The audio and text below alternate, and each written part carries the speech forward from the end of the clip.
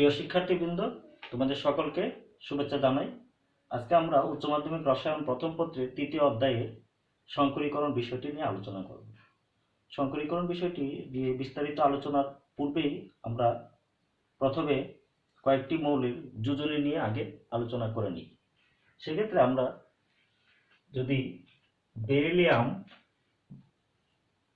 Boron এবং carbon এই তিনটি মৌলের যোজনী আমরা যদি তাদের ইলেকট্রন বিন্যাস খেয়াল করি তাহলে দেখতে পারবো বেরিলিয়ামের পারমাণবিক সংখ্যা 4, তার ইলেকট্রন বিন্যাস 1s2 2s2।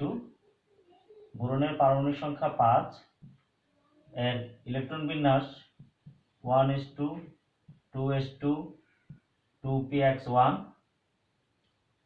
কার্বনের পারমাণবিক সংখ্যা 6, এর ইলেকট্রন বিন্যাস 1s2 2s2 2px1 2py1। এক্ষেত্রে আমরা দেখতে পাচ্ছি যে বেরিলিয়ামের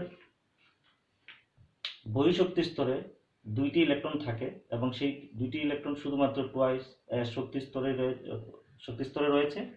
এক্ষেত্রে দুইটি ইলেকট্রন জোড়বদ্ধ অবস্থায় আছে। আবার বোরনের ক্ষেত্রে দেখতে পাচ্ছি তার বহিঃশক্তি স্তরে 3টি ইলেকট্রন, কিন্তু তার 2s অরবিটালে 2টি আর 2px অরবিটালে 1টি ইলেকট্রন। কার্বনের ক্ষেত্রে তার 2s অরবিটালে 2টি, 2px এবং 2py প্রত্যেকটিতে 1টি করে ইলেকট্রন। তাহলে বেরিলিয়ামের ক্ষেত্রে কোনো বিজোড় ইলেকট্রন নাই, বোরনের ক্ষেত্রে 1টি বিজোড় ইলেকট্রন এবং কার্বনের ক্ষেত্রে তার 2টি বিজোড় ইলেকট্রন।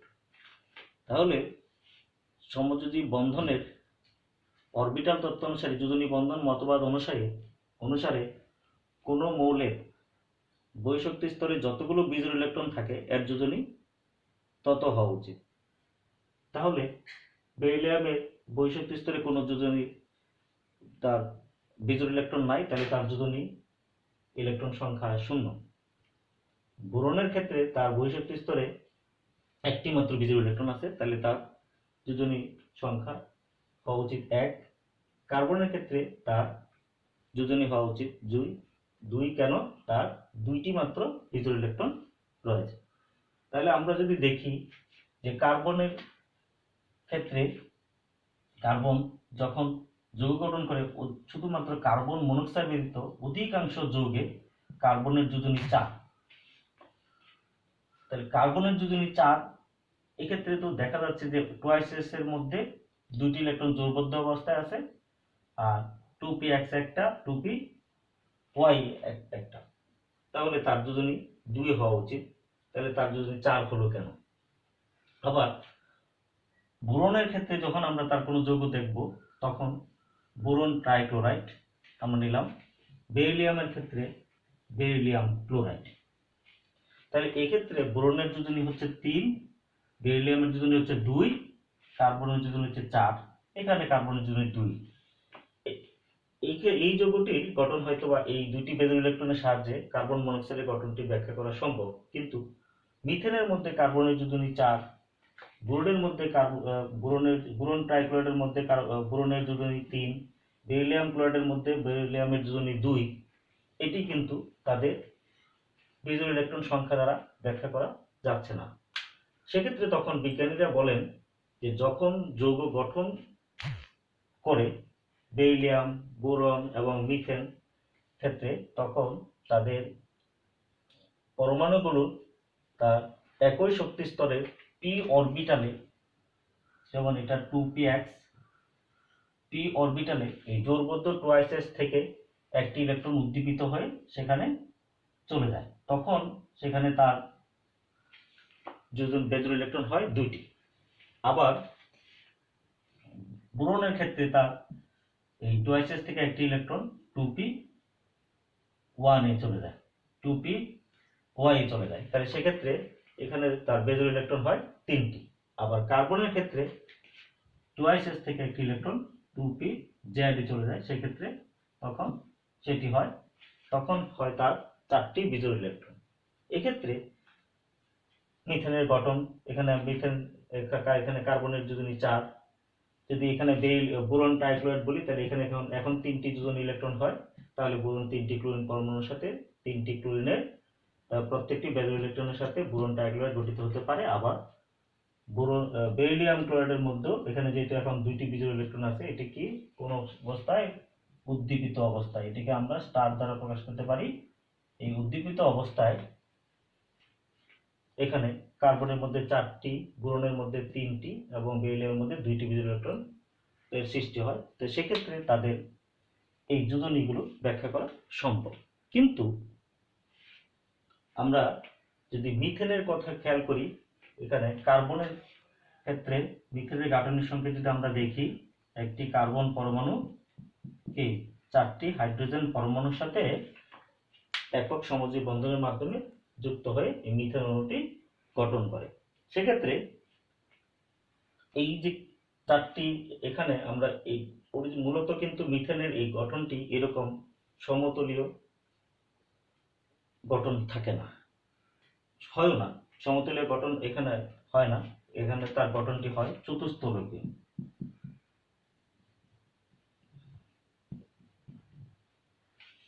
যখনই তার গঠনটি চতুস্তলকীয় হয়, তখন তার এই যে এখানে আমরা যদি মিথেনের গঠন আমরা বলি, এখানে যদি দ্বিমাত্রিক সমতলীয় ধরি, এর তাহলে প্রত্যেকটি কোণ 90 ডিগ্রি হওয়ার উচিত। কিন্তু এখানে আমরা জানি কার্বনের ইলেকট্রোবিন্যাসের 3টি পি অরবিটালে প্রত্যেকটিতে একটি করে বিজোড় ইলেকট্রন, এই 3টি পি অরবিটাল পরস্পরের সাথে সমকোণে অবস্থান করেন, কারণ পিএক্স অরবিটাল এক্স অক্ষ বরাবর প্রসারিত, পিওয়াই অরবিটাল ওয়াই অক্ষ বরাবর প্রসারিত, জেড অরবিটাল জেড অক্ষ বরাবর প্রসারিত। তাহলে এদের মধ্যে পরস্পরের মধ্যবর্তী কোণ 90 ডিগ্রি হবে। কিন্তু যখন এস এর সাথে একটি হাইড্রোজেন যুক্ত হবে, তার ক্ষেত্রে এদের এই সবগুলো বন্ধন কোণ কিন্তু তখন 90 ডিগ্রি হবে না, অর্থাৎ সবগুলোর বন্ধন কোণ সমান হবে না, এবং তাদের সবগুলোর এই যে বন্ধন দূরত্ব, বন্ধনের যে শক্তি এবং বন্ধন দূরত্ব, সেগুলো সমান হবে না।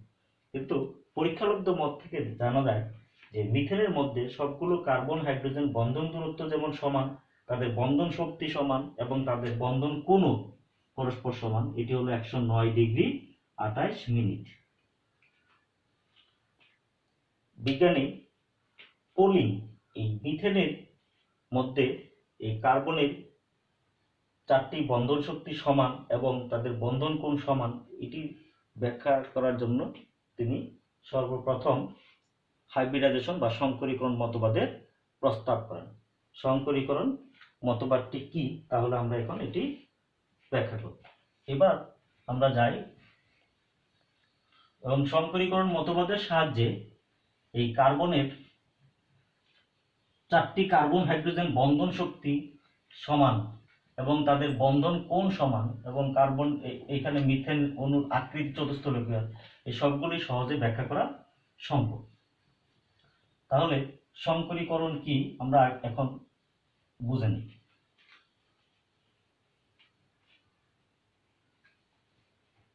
সংকরীকরণটি বোঝার জন্য আমরা মিথেনের গঠনটি নিয়ে প্রথম আলোচনা করব। আমরা দেখতে পাই যে কার্বনের পারমাণবিক সংখ্যা 6, প্রথমে স্বাভাবিক অবস্থায়, তার ইলেকট্রন বিন্যাস 1s2 2s2 2px1 2py1 2pz0। যখন বন্ধন গঠন করবে তার পূর্ব মুহূর্তে উদ্দীপিত অবস্থায়, এটাকে বলে উদ্দীপিত অবস্থা। উদ্দীপিত অবস্থায় এই 2s থেকে একটি ইলেকট্রন 2pz এ স্থানান্তরিত হয়ে 4টি বিজোড় ইলেকট্রন সম্পন্ন হবে, 2s1 2px1 2py1 2pz। এরপর যখন 4টি ইলেকট্রন, এখানে 4টি বিজোড় ইলেকট্রন থাকবে, তখন এরপর যখন সংকরণে যাবে, তখন এই কার্বনের এই 4টি বিজোড় ইলেকট্রন সম্পন্ন 4টি অরবিটাল, একটি s এবং 3টি p অরবিটাল একত্রে সংমিশ্রিত হয়ে 4টি সমশক্তির অরবিটাল গঠন করবে, যে অরবিটালগুলোকে বলা হয় সংকর অরবিটাল। আমরা একটু দেখে নিই। সেখানে 1s1 4টি একত্রে সংমিশ্রিত হয়ে নতুন 4টি অরবিটাল গঠন করবে, সেগুলোকে বলা হয় সংকর অরবিটাল। এবং তাদের নামকরণ কি, এখানে দেখবো আমরা একটি s 3টি p একত্রে সংমিশ্রিত হবে, ফলে আমরা ওই শঙ্কর অরবিটালটি নামকরণ জানবো। এখানে এটা হবে sp3, তাহলে এরকম হবে 4টি sp3 অরবিটাল। এবং এই 4টি অরবিটাল, এখানে যে 4টি অরবিটাল তারা একত্রে সংমিশ্রিত হয়েছিল, সেই 4টি অরবিটালের নামকরণ অনুসারে আমরা শঙ্কর অরবিটালের নামকরণ করতে পারি, অথবা তাদেরকে আমরা লিখতে পারি ψ1, ψ2, ψ3, ψ4। তাহলে এবং শঙ্কর অরবিটালগুলো সাধারণত পারমাণবিক অরবিটালের মধ্যে যে ইলেকট্রন বিন্যাস থাকে, শঙ্কর অরবিটালের ক্ষেত্রে ঠিক একই ইলেকট্রন বিন্যাস থাকে। তাহলে সেক্ষেত্রে এখানে একটা, এখানে একটা, এখানে একটা, এখানে একটা, ψ1 একটা, ψ2 তে একটা, ψ4 তে একটা, এটি হলো তাদের ইলেকট্রন বিন্যাস। তাহলে আমরা এখান থেকে এটাও জানতে পারি যে শঙ্কর অরবিটালগুলো পারমাণবিক অরবিটালের ইলেকট্রন বিন্যাসের ন্যায় হুন্ডের নীতি এবং পলির বর্জন নীতি মেনে চলে। এবং এদের ক্ষেত্রেও দেখা যায় যে এরা যখন কোনো যৌগ গঠন করে, তখন এরা ওই পারমাণবিক অরবিটাল তত্ত্ব মতবাদ অনুসারেই এরা জোড়বদ্ধ অবস্থায় বন্ধন গঠন করে। কিন্তু এখন প্রত্যেকের মধ্যে একটি করে কি বেজোর ইলেকট্রন রয়েছে। এবার আমরা দেখব একটি s অরবিটাল,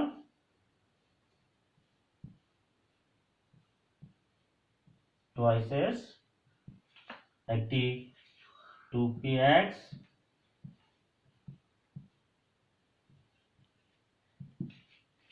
একটি 2py,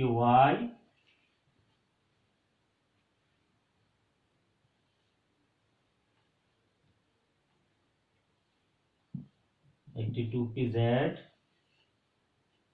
অরবিটাল সংমিশ্রিত হয়ে, আমরা সংমিশ্রণটা এখানে দেখাই, যেটাতে এটাতে থাকবে না। এটি হলো xpx, এটি py, এটি pz অরবিটাল।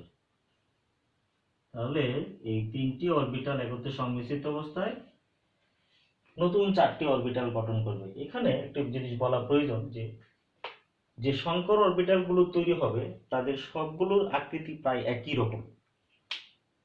এবং একটা শঙ্কর অরবিটাল আমরা দেখাই, যেমন এখানে sp3, যে কোনো শঙ্কর অরবিটাল হতে পারে, এখানে তাদের আকৃতি হবে একটি রুডাল পয়েন্টের এক পাশে ইলেকট্রন ঘনত্ব সবচেয়ে বেশি, অপর পাশে ইলেকট্রন ঘনত্ব সবচেয়ে কম, খুবই কম, আর এক পাশে ইলেকট্রন ঘনত্ব সবচেয়ে বেশি। এটি হলো যে কোনো একটি শঙ্কর অরবিটালের আকৃতি। এরকম এখানে 4টি শঙ্কর অরবিটাল তৈরি হবে। এবং যেহেতু এখানে পি অরবিটালগুলোর দিকদর্শী ধর্ম ছিল এবং এস অরবিটালের দিকদর্শী ধর্ম নাই, বাট 3টা যেহেতু একত্রিত হয়ে নতুনভাবে এই শঙ্কর অরবিটাল তৈরি করেছে, 4টি sp3 শঙ্কর অরবিটাল, সেক্ষেত্রে শঙ্কর অরবিটালগুলো দিকদর্শী ধর্ম সম্পন্ন হয়ে থাকে। এবং এই শঙ্কর অরবিটালগুলো যেহেতু দিকদর্শী ধর্ম এবং তাদের সকলের শক্তি সমান, ফলে তারা পরস্পরকে বিকর্ষণ করে সমান দূরত্বে একটি ত্রিমাত্রিক অবস্থায় অবস্থান করে।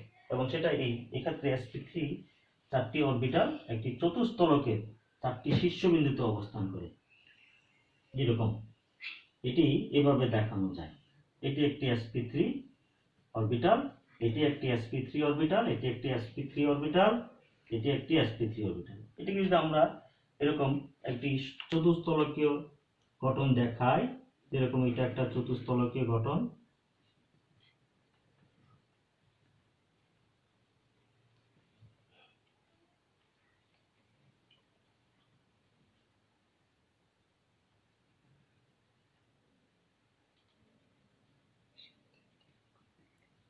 এটি একটি চতুস্তলক আমরা দেখালাম। এখানে এ বি সি তার ভূমি, এটা তার উপরে 3টি ত্রিভুজাকৃতি তল। এটি একটি চতুস্তলক, এখানে 4টি তল, তোমরা দেখলেই বুঝবে। এখানে এ ডি বি একটি তল, এ বি সি একটি তল, এ ডি সি একটি তল, এবং ডি বি সি একটি তল, ডি ডি বি সি একটি তল। এই 4টি তলের সমন্বয়ে এই চতুস্তলকটি গঠিত। এখানে এর ইংরেজিতে এটিকে বলা হয় টেট্রাহেড্রাল। এটি একটি চতুস্তলক, ইংলিশে এটা বলা হয় টেট্রাহেড্রাল। এখানে 4টি ত্রিভুজাকৃতি তলের সমন্বয়ে এই ঘনবস্তুটি গঠিত। আমরা দেখতে পাচ্ছি এই যে sp3 চারটি সংকর অরবিটাল, তারা একটি চতুস্তলকের, এরকম একটি চতুস্তলকের কেন্দ্রে থাকবে কার্বন পরমাণুটি, আর অরবিটাল গুলো এইভাবে চারটি শীর্ষবিন্দুর দিকে প্রসারিত হয়ে থাকে এইরকম। এটি হলো একটি চতুস্তলক গঠন। এখানে এটা sp3, এটা sp3, এটা sp3, এটা sp3। এই যে চারটি sp3 অরবিটাল একটি চতুস্তলকের চারটি শীর্ষবিন্দুতে প্রসারিত হয় এবং তাদের মধ্যে তাদের সকলের শক্তি সমান এবং তাদের বন্ধন কোণ 109 ডিগ্রি 28 মিনিট। তাদের বন্ধন কোণটাও পরস্পর সমান। এবং এই পরীক্ষালব্ধ থেকে দেখা যায় যে মিথেনের গঠনটা ঠিক এরকম ভাবে তৈরি হয়ে থাকে। এখন আমরা দেখাই মিথেনের গঠনটি। এখানে মিথেনের আমরা sp3 হাইব্রিডেশন দেখাইলাম কার্বন পরমাণুতে এরকম sp3 সংকরীকরণ, কিন্তু একটি কার্বন পরমাণু চারটি এখানে প্রত্যেকটি sp3 তে একটি করে বিজোড় ইলেকট্রন রয়েছে। এটি একটি কার্বনের চারটি sp3 হাইব্রিড অরবিটাল, চারটি হাইড্রোজেন পরমাণুর সাথে এটি হাইড্রোজেনের 1s1 অরবিটাল, এটি 1s1 অরবিটাল হাইড্রোজেনের, এটি আরেকটি 1s1 অরবিটাল হাইড্রোজেনের, এটি 1s1 অরবিটাল হাইড্রোজেনের। চারটি হাইড্রোজেনের সাথে এরকম চারটি সিগমা বন্ধনের মাধ্যমে এই মিথেন অণুর গঠনটি তৈরি হবে। এইটি হলো সিগমা সমযোজী সিগমা বন্ধন। যেহেতু এটি এখানে মুখোমুখি অতিক্রমণ ঘটে, তাহলে এটি হাইড্রোজেন, এটা হাইড্রোজেন, এটা হাইড্রোজেন, এটা হাইড্রোজেন। এবং এই গঠনটিকে যদি আমরা বন্ধন আকারে দেখাই তাহলে আমরা দেখব গঠনটি এইরকম। এখানে হাইড্রোজেন H, এই যে বন্ধন কোণ এটি হলো 109 ডিগ্রি 28 মিনিট, অর্থাৎ অ্যাঙ্গেল HCH, এই বন্ধন কোণ হলো 109 ডিগ্রি 28 মিনিট। এবং এই প্রত্যেকটি কার্বন হাইড্রোজেন বন্ধন দূরত্ব পরস্পর সমান, এবং সেটি হলো কার্বন হাইড্রোজেন বন্ধন দূরত্ব হলো 1.1154 ন্যানোমিটার, এবং প্রত্যেকটি কার্বন হাইড্রোজেনের বন্ধন শক্তি হলো 415 কিলো জোল পার মোল। এটি হলো মিথেনের গঠন। তাহলে এখান থেকে আমরা এই যে সংকরীকরণ মিথেনের মধ্যে আমরা দেখলাম যে কার্বনের এখানে সংকরীকরণ হয়েছে sp3। আসলে কার্বনের 3 ধরনের সংকরীকরণ হয় এবং মূলত সংকরীকরণ অনেক প্রকারের আছে। আমরা সেগুলো একটু দেখব কি কি সংকরীকরণ হলো।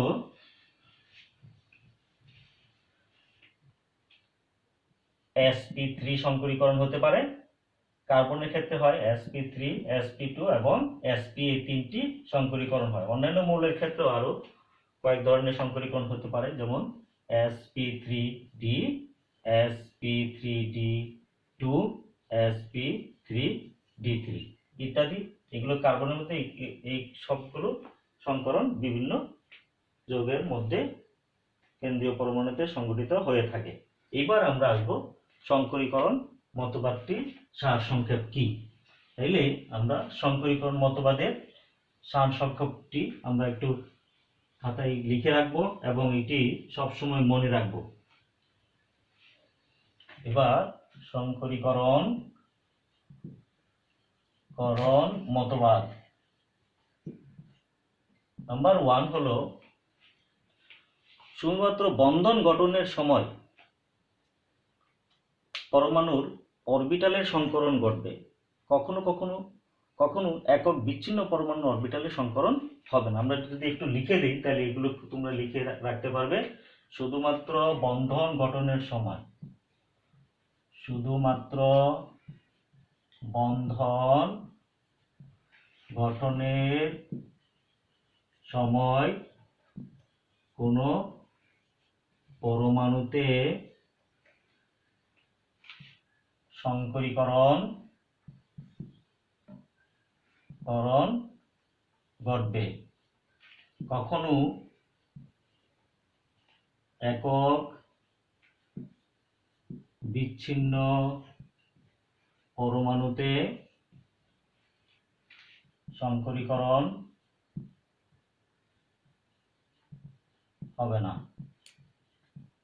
নাম্বার 2, একই শক্তি স্তরে প্রায় সমশক্তি সম্পন্ন অরবিটাল সমূহ সংকরণে অংশগ্রহণ করবে। একই শক্তি স্তরের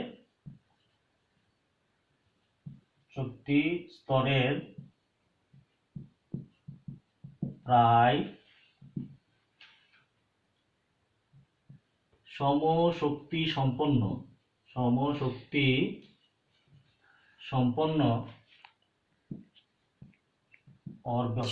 বিশুদ্ধ পারমাণবিক অরবিটাল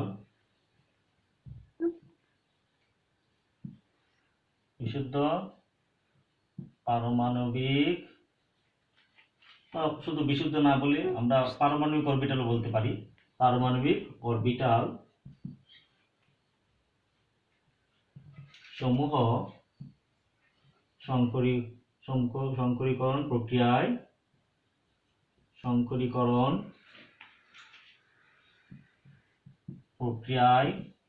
অংশগ্রহণ করে।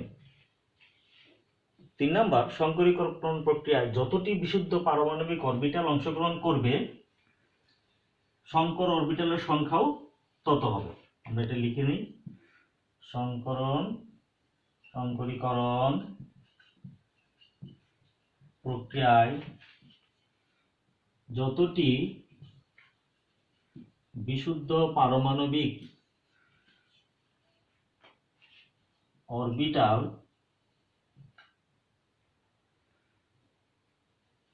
অংশগ্রহণ করবে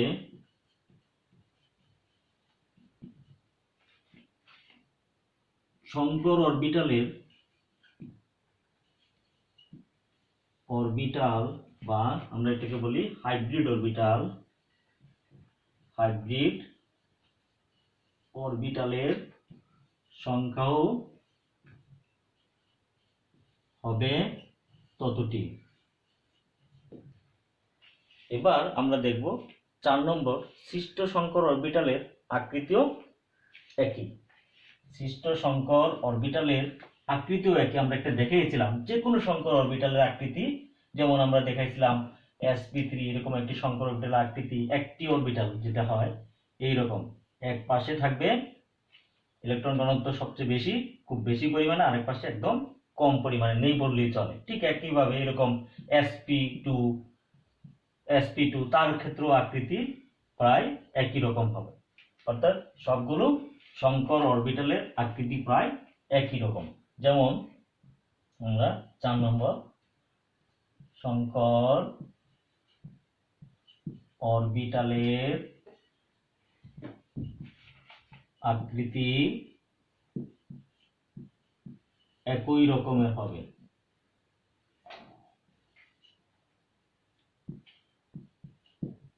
5 নম্বর, সংকর অরবিটালগুলোর যেহেতু শক্তি সমান এবং এগুলো যেহেতু দিকদর্শী ধর্ম সম্পন্ন, ফলে এরা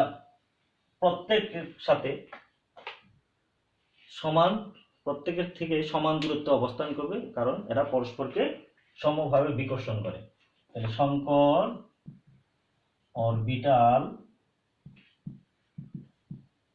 অরবিটাল গুলো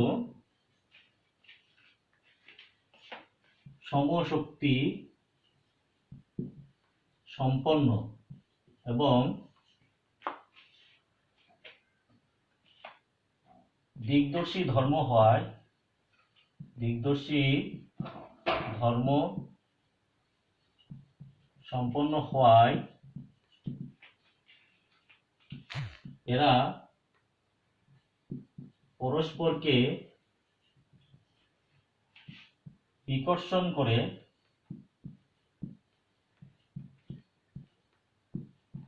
পরস্পর থেকে সমান দূরত্বে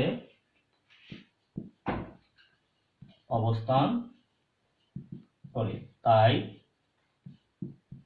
এদের বন্ধন কোণ কোণ সমান হয়। 6 নাম্বার, এই শঙ্কর অরবিটাল গুলো যেহেতু এরা দিকদর্শী ধর্ম সম্পন্ন, এরা ত্রিমাত্রিক অবস্থায় অবস্থান করে। শঙ্কর অরবিটাল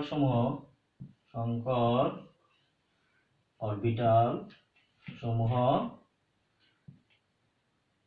ত্রিমাত্রিক অবস্থায়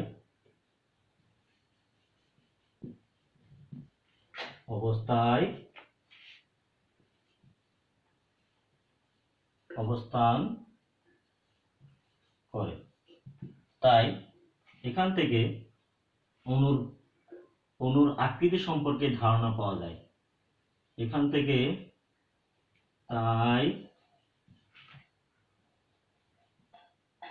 এক্ষেত্রে অণুর আকৃতি সম্পর্কে ধারণা পাওয়া যায়। এটি সবচেয়ে বেশি গুরুত্বপূর্ণ একটি বৈশিষ্ট্য যে শঙ্কর অরবিটাল সমূহ ত্রিমাত্রিক অবস্থায় অবস্থান করে এবং তাই এক্ষেত্রে অণুর আকৃতি আসলে সংকরণের মাধ্যমে আমরা এই মিথেন অণুর আকৃতি সম্পর্কে সুস্পষ্ট ধারণাটি পেয়ে থাকি। এইবার আমরা সপ্তম বৈশিষ্ট্যটি লিখব এবং সেটি আমরা ভালো করে বুঝে নেব। এখানে আমরা দেখছি যে এই যে শঙ্কর অরবিটাল তৈরি হচ্ছে, শঙ্কর অরবিটাল পারমাণবিক অরবিটালের চেয়ে অধিকতর শক্তি সম্পন্ন হয়ে থাকে এবং তাদের এখানে আমরা লিখব শঙ্কর অরবিটাল সমূহের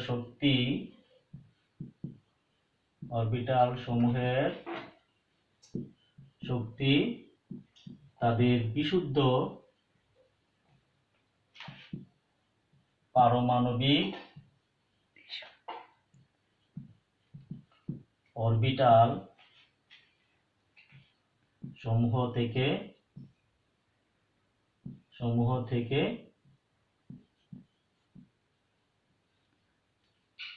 অধিকতর বেশি হওয়ায় এক্ষেত্রে তাদের বন্ধন শক্তি বেশি হয়। অর্থাৎ বন্ধনের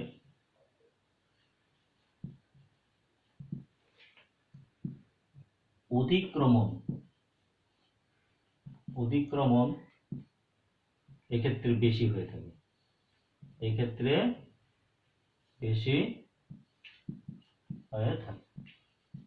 এই ছিল আমাদের শঙ্করীকরণ মতবাদ।